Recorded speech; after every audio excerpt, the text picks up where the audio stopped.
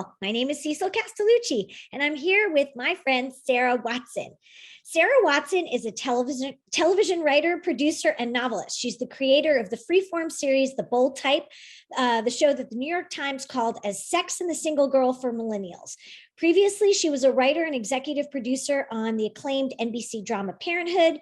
She's also written for About a Boy, Lipstick Jungle, The Unusuals, and The Middlemen, as well as other series. And she sold a bunch of pilots to a bunch of places. And her debut novel, most likely, was published in 2020 on Poppy Little Brown. She's also a mentor for the University of Georgia's MFA in Film, Television, and Digital Media program, home of the Peabody Awards, and served as lecturer in the MFA screenwriting program, writing for television track at UCLA School of Theater, Film, and Television. She lives here in Los Angeles, and she is my friend. Hello, Sarah Watson. Hello, Cecil. Hi, welcome. I have my tea ready. I'm ready to talk. Yay. Okay, first question. What kind of tea are you drinking, or what it is, and is it your favorite? It is a matcha tea that I've been really into lately. I kind of go through phases where I hate tea and then other phases where I like tea. And I'm currently in a like tea phase and I'm in a matcha kind of mood. That is interesting. I too am in the same boat with you with the tea on and off kind of thing. Sometimes I'm into it. Sometimes I'm into like Earl Grey only. And then sometimes I'm like, I only want like mint tea or like some kind of herbal tea situation. It fluctuates. It does. It very much fluctuates. And I got this mug at Disneyland. I may have gotten it when we were there together. I don't know if you remember this mug. And I've got a Disneyland mug too. Cheers. Yeah, a little Peter Pan one. Cheers. I'm just doing bubbly water right now because I feel a little parched. And so I figured I needed to, I've been on Zooms all day. And so I need to have my water. Yeah, hydrate. Okay, well, thanks so much for coming. As you know, this is Tea with Cecil, and I'm going to I ask basically the same questions of everyone. So now you can take this in any way that you want, but I have given an intro to you, with your bio, but you're more than that. So I would like to know, who are you? And then how do we know each other? Like to know who I am too. Isn't that what we've all been doing, a little soul searching since the beginning of this pandemic? I'll have my therapist give you the summary of the things I'm working on. But no, I'm a writer. I've always loved writing, and that's how I know you. I met you, I think we met for the first time at a movie at the ArcLight. Oh, that's so funny. I believe that we met for the first time at one of the Shames. I think, no, we had previously met at a movie and then we re-met at a Shame and then like figured out later, oh no, wait, we had met each other once prior, I think. Well, I think that's the real interesting nature of friendships when they form, is that everybody has a different origin story of the friendship. Like for me, I remember, what was that place like? It's not Petticoats and Laces, but it's on Bricks and Scones. Bricks and Scones. For me, it's like we were sitting at that central table and we were writing, and then there was like something happened. I feel like I climbed over your legs a lot, like to get to the bathroom. And I just remember thinking you were super, super cool. And likewise. And yeah, and then since then I love some of our memories together. Like one time when we went to Disneyland, just you and me. And we stood on those lines and we just broke each other's stories. Amazing. Yeah, amazing. And for the viewers who don't know what shaming is, basically in the before times, we used to get together with a group of friends, whoever didn't have TV shows or anything where they had to go to during the day at the time. And we would meet at different coffee shops and kind of just be in a community of writers, because writing when you're working on a novel or a TV series when you're not in a writer's room can be really lonely. And so it was just a way to kind of shame each other into writing more, but also to have a community. So that was something that was very nice and that I miss about the before times. Me too. And another thing, I think the sort of branch off from those things was that we kind of had this sort of like run it by someone kind of thing. Like if we had like a cover that, we weren't sure of, or like I don't know, sometimes, you have to write a hard email to like an editor or publisher or something. And and you're just like, am I off base here? Like, or you've got an idea, it's really embryonic and you just need someone to talk about it with. And it's not like the pitch or the thing or whatever. It's just sort of like being a musician and kind of jamming. And that's one of my most treasured memories with you is that being online at Disneyland and just sort of like talking through to your story that I don't think you ever did, and my story that I don't think I ever did. So, but maybe someday. And it was so fun because writing it's so isolating sometimes. And when you can just talk it out with somebody, you get so much more work done. Yeah. And also sometimes it's like, I think it's important to note that sometimes even jamming on ideas that go nowhere or that, that don't sell or that are not the next book that you're going to write, or maybe you'll do, but maybe you won't.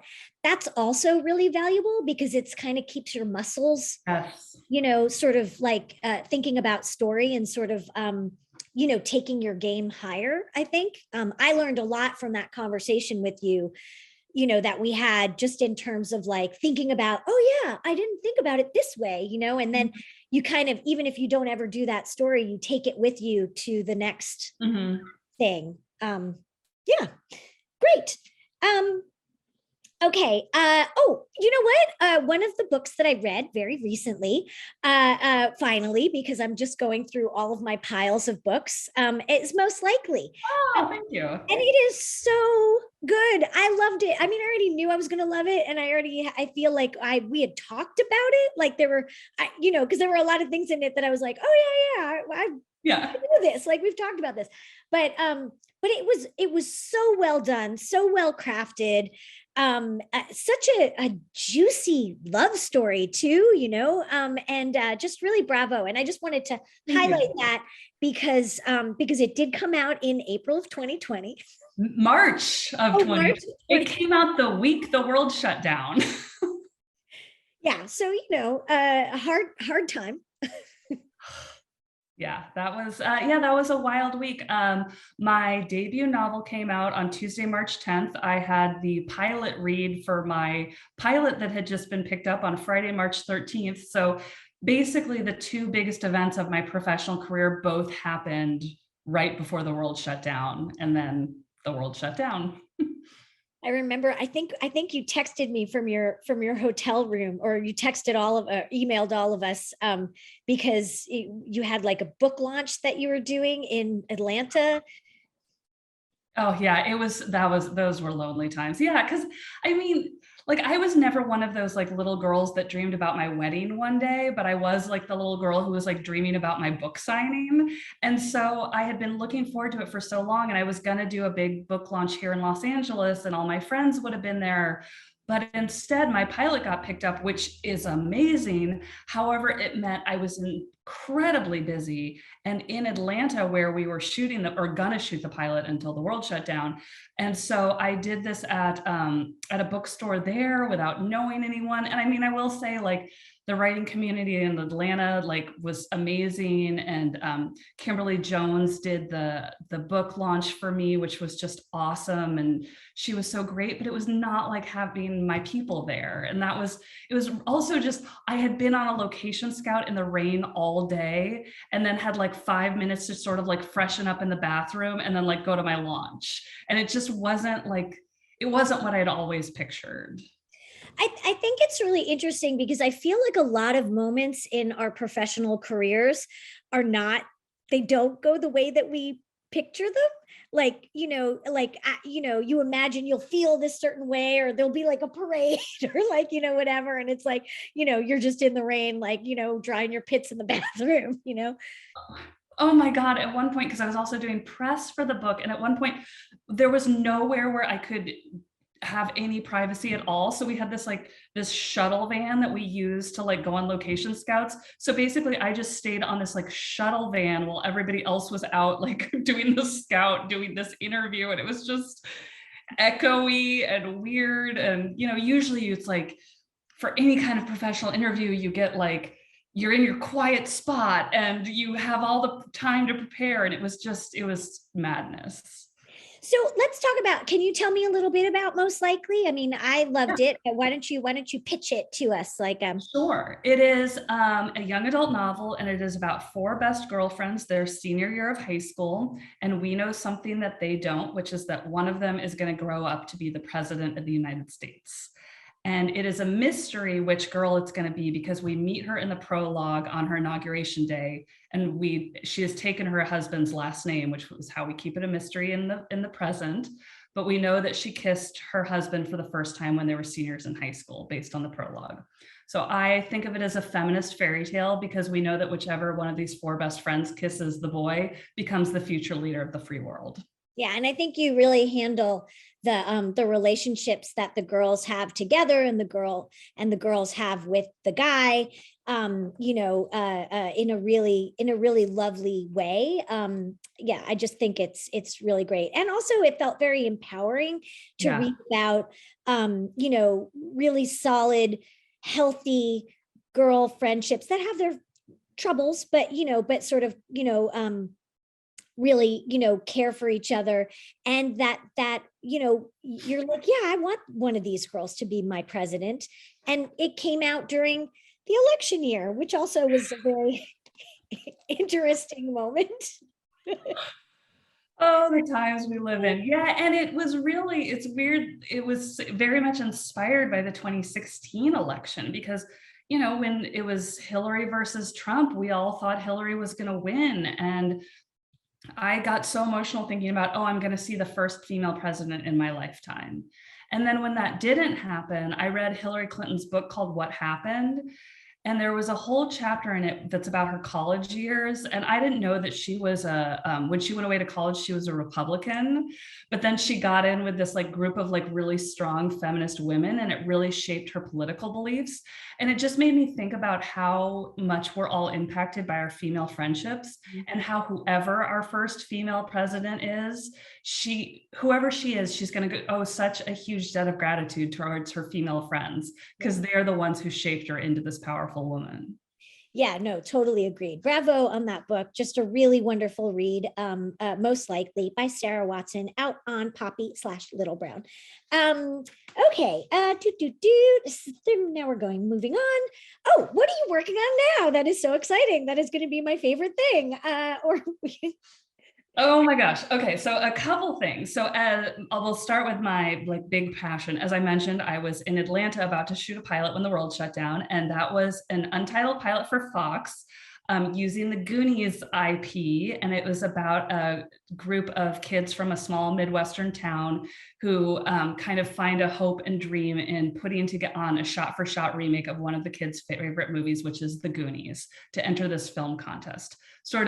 It's kind of like Friday Night Lights if they were making a movie rather than football. So we ended up, we had to shut the pilot down, obviously, when COVID happened, delayed for almost a year, shot it last January. So this time last year, I was in Atlanta shooting unvaccinated, not because I'm anti-vax, because vaccines were not available yet. So that was moderately terrifying, but we shot this amazing pilot that ultimately just skewed a little bit too young for Fox. So after Fox passed, and after months and months of negotiations, because of stuff that's so far above my pay grade, but Disney and Warner Brothers working together, all that stuff, we now have a new home at Disney Plus. So I'm redeveloping it for Disney Plus, and skewing it a little bit younger. So that is the main thing I'm working on. I think that's the only thing I can talk about. I'm adapting a novel, but that hasn't been announced yet. I just got a feature offer, but that hasn't closed yet. So I have a couple other things I'm working on, but that's the only one that's out there. You're a busy lady, and I love it. And also, I am really, really excited about the show, the Goonies inspired show, and I love that it's going to be on Disney Plus, because I love so many shows on Disney Plus, especially the shows for young. For young people, not just tweens, but also the teens. It just got such a lovely like a lovely vibe to them. And so I think it sounds like it's going to be a perfect home for it. And It's 100%. It's where it always should have been. We had a tremendous experience with Fox, but we were always trying to age it up and make it a little edgier. And that's just not what the Goonies is. And Disney, it's like every note is like, can it be more magical? Can there be more adventure? Like, so it just feels, it's so exciting. Okay, so that's what you're working on. That is going to be my favorite thing that I'm so excited about, the Goonies thing. Now, how do you, and you've got these other projects that you can't talk about because we've all got something that, is like in the hopper that either we can't talk about or we can't talk about because we don't want to talk about it yet. Yeah. But that said, how do you figure out what you're gonna work on? Like, how do you figure out? I get a lot of ideas, but they don't all become the next thing that I'm gonna work on. How do you figure out what you're gonna work on next, or what is something that is really gonna be a thing that you're gonna invest some time in? Oh gosh, that is such a hard question. And I bet you don't have a good answer either, because you were so excited about one thing and then you wake up in the middle of the night with another idea. I would say at this point in my career, I tend to like go for the ones that are more like sure things that I'll be able to do, because also it's hard when you spin your wheels on something for months and then it ends up not going. And so like the couple projects that I have in the hopper right now, the ones I can't talk about, were things that I was really excited about them both. It was a combination of things. It was both a fantastic idea. Like, I read this book and I loved it. And this company that had it, I know is going to push really hard for us to get it made. And then the movie I'm hopefully going to do, I'm waiting for the offer to come in, is a big piece of intellectual property. And so I know that it has a lot of heat on it and it has legs behind it. And so it feels like something that I'll invest my time in. And also because I think this will be a pretty collaborative thing, because the directors will be very involved. That seemed exciting to me too. Yeah, I mean, and for me, sometimes it's like, it's like I take a job, like a licensed job, because I love the property, but also because a gal's got to eat. Yeah. I mean, and sometimes it's like, I have an idea for something, but it's not the right time for it in the market, or it's like, I know it's like not going to be able to sell, so I should try something original that that will sell, and it's like, I think it's those sort of career shifts that that we make, and it's something that I'm sure you revisit all the time, as well, like what's going to come up next, or what you're working on. 100%. And also making those career choices is what allows us to sort of step away and follow those passion projects, like what I did with Most Likely.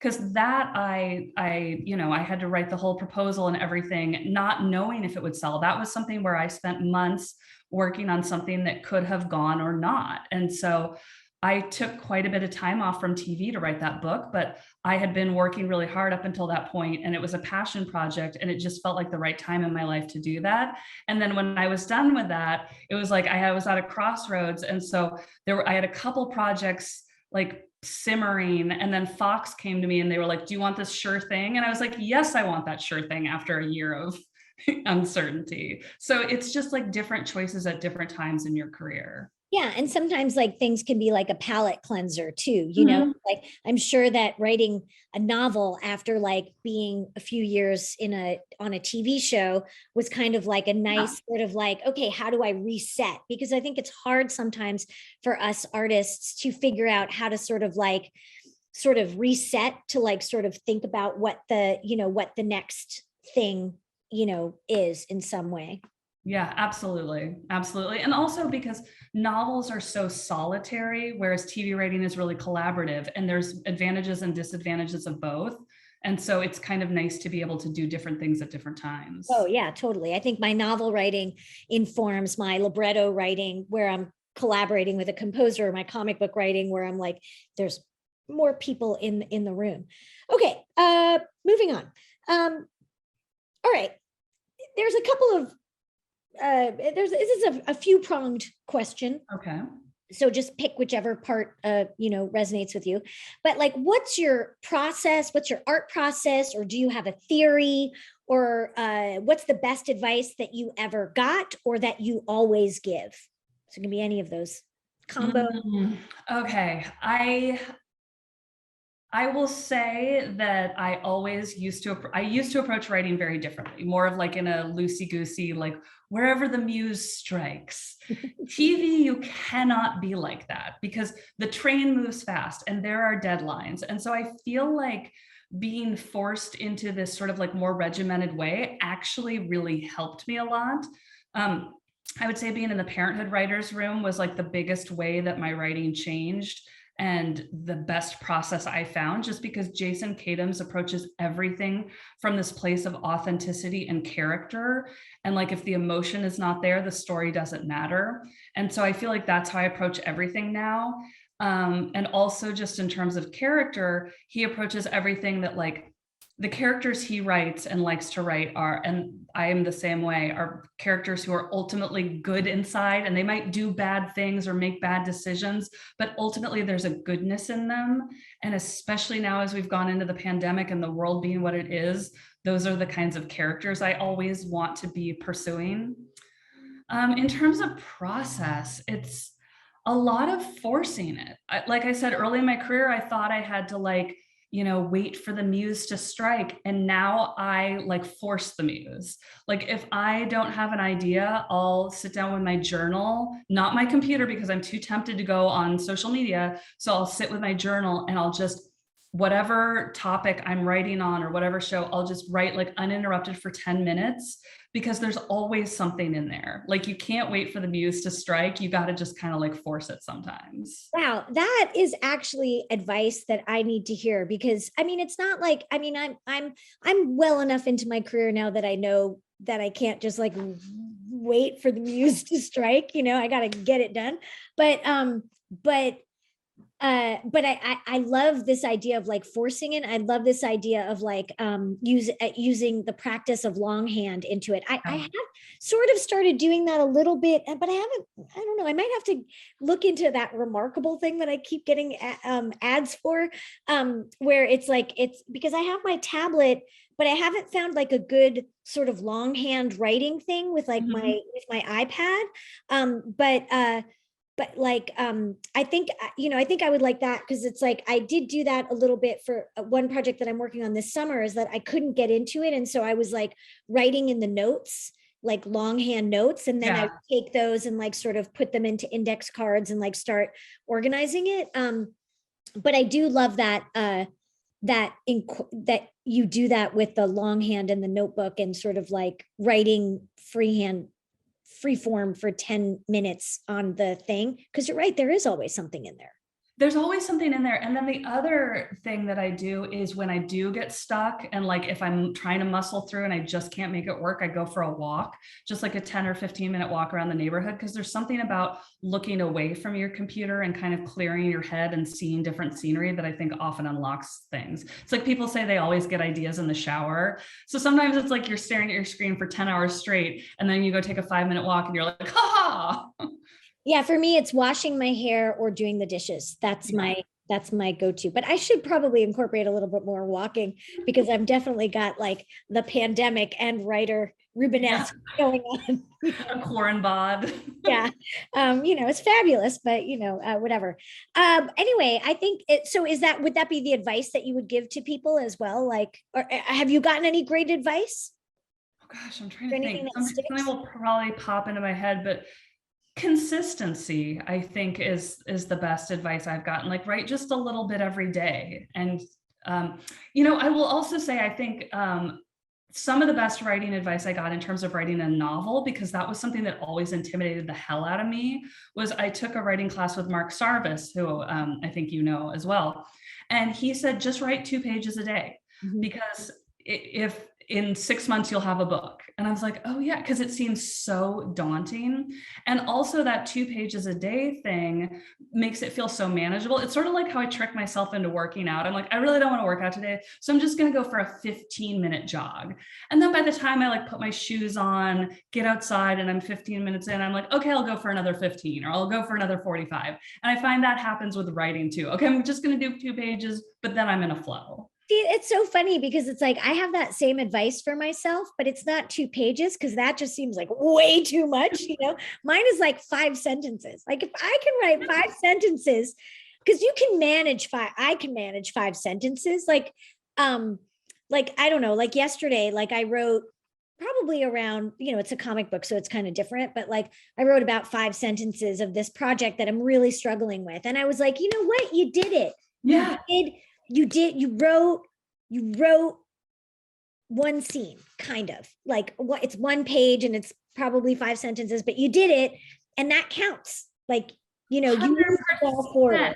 And sometimes you have to make your goals super manageable, especially like those early days of the pandemic when I couldn't write anything, but I had to, because Fox had ordered a backup script in a series format, which was a lot of work at a time when it was so hard to write. So it was like, okay, just one scene today, just one scene. And as long as I thought of it that way, then I could spend the other 8 hours of the day like watching CNN and contemplating my own mortality. Yeah. And like the other day, like what I did that made me accomplish that scene was like I had written the day before. I did not write 5 sentences, but I wrote like, okay, page 81, and then 1 sentence of what I want to have happen in that. Page 82, this will happen, page 83. And it was like 3 little, just not an outline, just like, this is what I need to like expand on.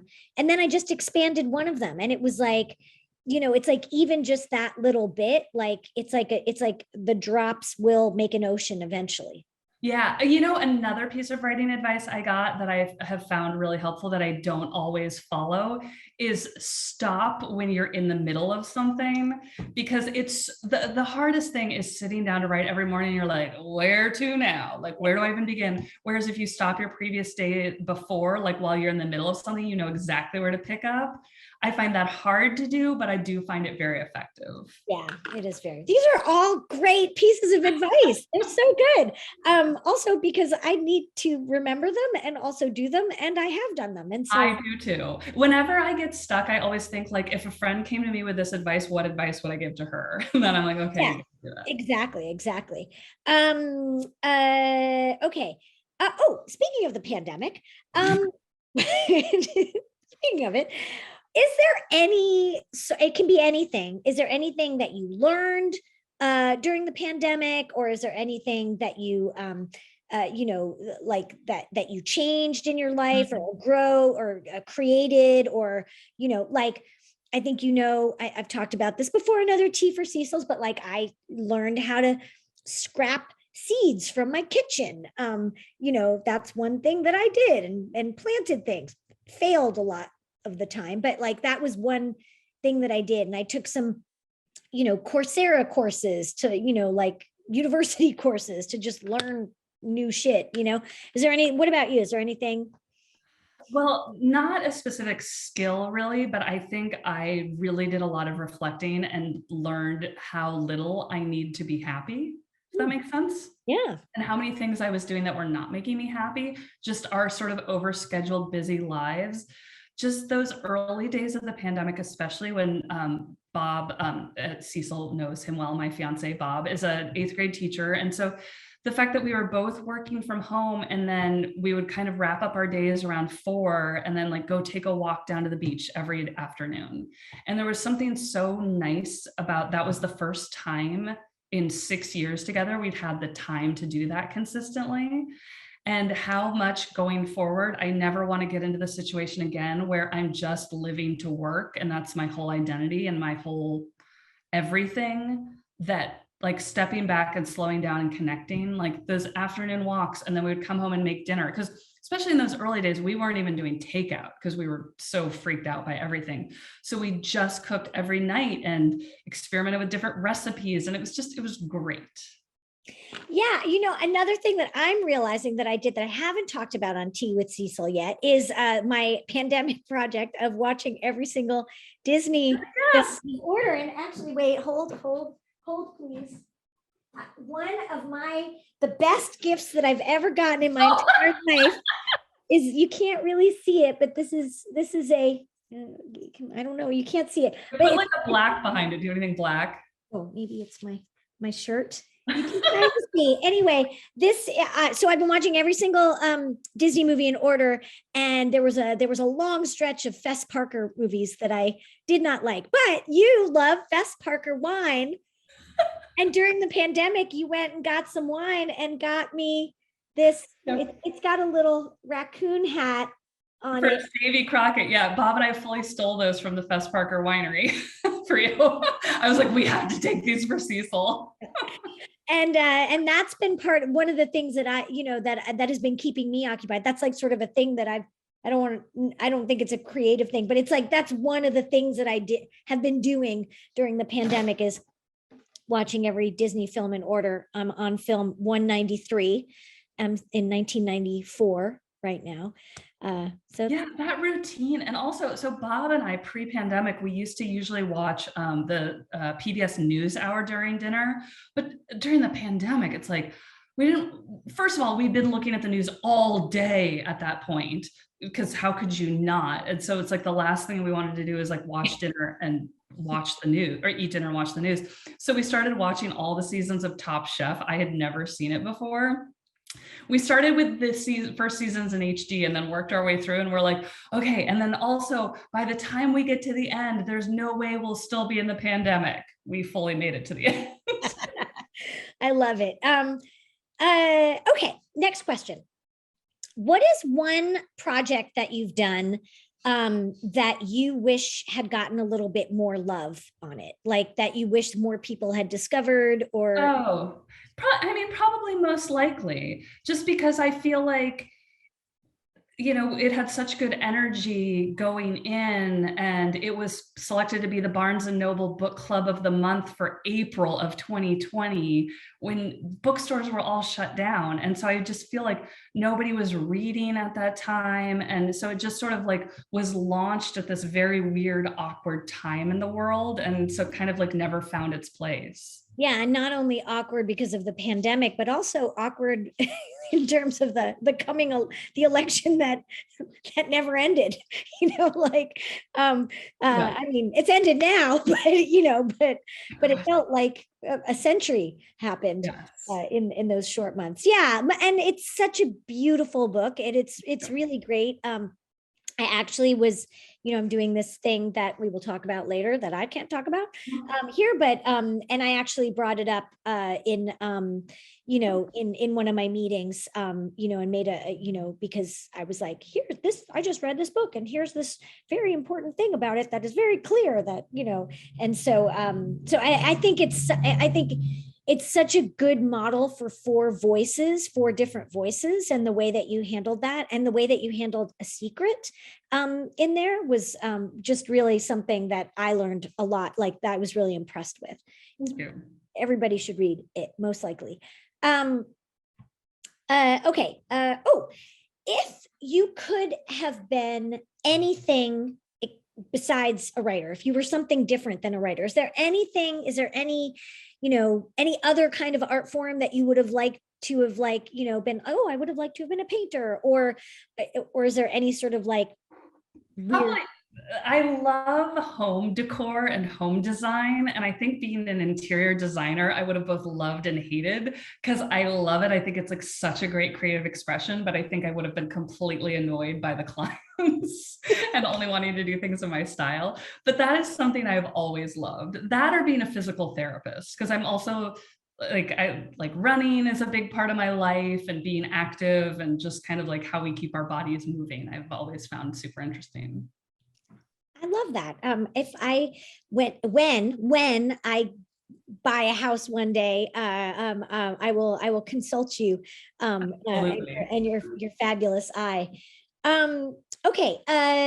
What are you obsessing about? Is there anything? It can be anything. Like, you said you were watching Top Chef, but is there something like in this moment right now? Is there something that you're like, I must have peach cobblers all the time, or like, is there anything that you're obsessing about? Could be a TV show, could be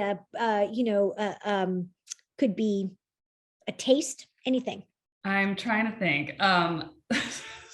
So Bob and I are currently, once we finished Top Chef, we started 90 Day Fiancéing and are still in the middle of a super deep dive on that, which we just find endlessly fascinating because the relationships are never what you expect. And I think it's such interesting character drama and priorities and love versus just where you live. I found it endlessly fascinating, and I've gotten sucked into it way more than I should. And also because I'm still in this phase of not wanting to watch anything too dark. So I feel like a lot of these shows that are coming on that like I'll want to watch eventually, I just can't stomach right now. Right. That makes a lot of sense. Although I've watched one or two episodes of 90 Day Fiance, mostly when I've been like in hotels and like I turn the TV on and it's on and I'm like, what is this? I find it to be very dark. Oh, real interesting. I wonder if it's just the storylines. They're so hit and miss, but like there's one we're watching right now that it's this gay couple in Mexico and the United States, and just like the different attitudes about being gay in those cultures and dealing with that. I don't know. It's fascinating. Do you think that do you think that, because, I mean, I could say that one thing that I'm obsessing about or revolted by, I can't really tell, is the Disney thing. And I feel like I am actually learning a lot sort of for my own craft in watching it. Do you find that, like, I mean, I know it sounds funny, but it is character drama at 90 Day Fiance. Do you think you're learning anything that's sort of making I totally do. I mean, I also like, I don't want to like hype up this show too much. It's also trash. Like there is so, which is also why I love it, because it's trash, but with heart. Because like the Real Housewives, I cannot watch because it's backstabby trash and just like high school drama as adults. Whereas 90 Day Fiance, I don't feel like that, but I do feel like I get a lot of interesting character stuff about it, and I keep referencing it. I'm also working on this other possible project with another TV writer friend of mine, and I keep like referencing 90 Day Fiance relationships, and she's like, "You have got to find better tent poles." But yes, but also I will say, like, because we made our way through Top Chef and now we're making our way through all the seasons of 90 Day Fiance, there is something kind of weird about the routine and but comforting about knowing they're always there. And I don't know if it's like the routine for the Disney movies, if that might be part of it too. Like it's, you have an appointment. Yeah, I mean, it's interesting. It's because I think one of the things that I found during the beginning of the pandemic was that I spent a lot of time scrolling to try to find something to watch. Yeah. And then I couldn't settle on anything. And I was like watching like nothing because I was just like scrolling through, and I couldn't settle on anything because I was unsettled, as we all were. And I think the framework of like the Disney movie things, it was sort of like threefold, right? One, I had this rule that if I'd scrolled for more than like 20 minutes and couldn't settle on a thing, I had to watch a Disney movie. Like that was what I had to watch next. And two, it was like time became nothing. Yeah. And it was a marker of time. It's like, and part of me was like, oh, I'll stop when the pandemic is done. And it's like, well, when is that? When is that going to be? Because it's not now. Like I'm 193 films in, and there's still 300 films to go, and I'll be very interested to see what film lands on the day it's officially over and whether or not I will continue. It is weird. So you made me think of something else that has gotten me through the pandemic, which is doing puzzles.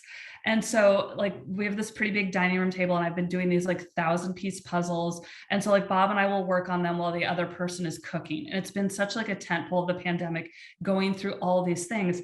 And I just had like, when somebody likes an Instagram post that you posted a while ago, so it like brings it to the you're like, oh yeah, I posted that. So somebody liked something that I had posted in June, which was a picture of a puzzle I had done. And I said, the last puzzle of the pandemic.